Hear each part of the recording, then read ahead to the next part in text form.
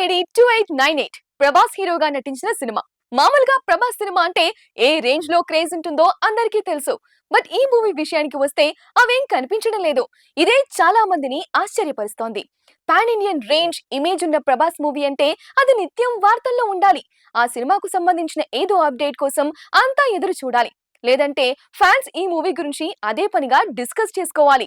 But కల్కి సినిమాకు అవేం లేవు. పైగా ప్రభాస్ తో పాటు అమితాబ్ బచ్చన్, దీపికా పదుకోన్ వంటి టాప్ స్టార్స్ ఉన్నారు. దిశా పటాని కీలక పాత్రలో, కమల్ హాసన్ గెస్ట్ రోల్ లో కనిపించబోతున్నాడు. ఇవన్నీ కలిపి సినిమాపై ఎంత హైప్ రావాలి, ఎంత అంచనాలు పెరగాలి. ఆశ్చర్యంగా కల్కికి ఇలాంటివేం కనిపించడం లేదు. కారణాలేంటి అనేది ప్రత్యేకంగా చూసే వాళ్ళకి కూడా కనిపించడం లేదు. నిజానికి ఈ మూవీ మే 9న విడుదల చేస్తామన్నారు. 2 రోజులు ఆగితే ఎన్నికలు ఉన్నాయి కాబట్టి పోస్ట్పోన్ చేశారు. రీసెంట్ గా జూన్ 27న విడుదల చేయబోతున్నాం అని ప్రకటించారు. ఆ ప్రకటనకు కూడా పెద్దగా రెస్పాన్స్ రాలేదు. అసలు సాధారణ హీరో సినిమాలాగే కల్కి అప్డేట్స్ ను చూస్తున్నారు ఆడియన్స్ తో పాటు ఫ్యాన్స్ కూడా. సరే, ఇవన్నీ ఎలా ఉన్నా ఈ సినిమా విడుదల తర్వాత వచ్చే హిట్ టాక్ ను జగన్ ప్రభావితం చేసే అవకాశాలున్నాయనేది నిజం. అయితే జగన్ గెలిస్తే ఇదంతా జరుగుతుంది. ఎస్, ఒకవేళ ఈ ఎన్నికల్లో వైసీపీ అధికారంలోకి వస్తే ఖచ్చితంగా సినిమా వారిని మరింతగా టార్గెట్ చేస్తాడు అంటున్నారు. ఇప్పటికే జగన్ గెలిచినప్పుడు ఇండస్ట్రీ నుంచి ఎవరూ పెద్దగా విష్ చేయలేదనే కారణంతోనే తనకు నచ్చని వారి సినిమాలను ఖతం చేస్తున్నాడు జగన్. ఇక ఇప్పుడు ఇండస్ట్రీలో చాలా మంది కూటమికి సపోర్ట్ చేస్తున్నారు. జగన్ గెలిస్తే వీరి సినిమాలకు రాబోయే రోజుల్లో గడ్డు పరిస్థితులే ఉంటాయి.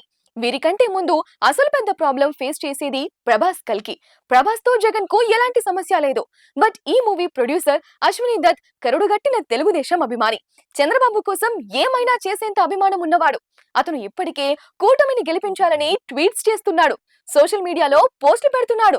పైగా ఆ మధ్య కొన్ని ఇంటర్వ్యూస్ లో కూడా జగన్ ను తీవ్రంగా విమర్శించాడు. ఒకవేళ జగన్ గెలిస్తే ముందుగా వచ్చే పెద్ద సినిమా కల్కినే. అసలు ఆ మాటకొస్తే కల్కిని వాయిదా వేయడానికి కారణం కూడా అక్కడ తెలుగుదేశం పార్టీ అధికారంలోకి వస్తుంది.